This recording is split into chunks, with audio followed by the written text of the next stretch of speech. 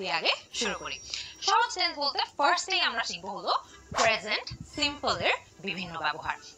Present সিম্পলকে আমরা কিন্তু present indefinite টেন্সও বলে থাকি, সিম্পল প্রেজেন্ট টেন্সও বলে থাকি, সবগুলোরই অর্থ সেম। সিম্পল প্রেজেন্ট টেন্স আমরা দুই ক্ষেত্রে ব্যবহার করি।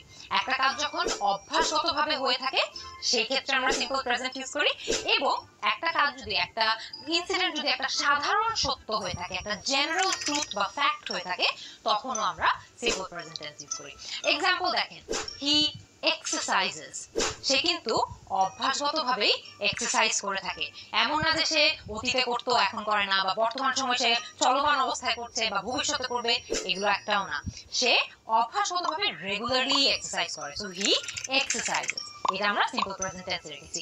একইভাবে হি ইটস, হি স্লিপস, অভ্যাসগত কাজ, এগুলো আমরা সিম্পল প্রেজেন্টে রাখি। সাধারণ সত্যও কিন্তু সবসময় সিম্পল প্রেজেন্টে থাকে। যেমন আই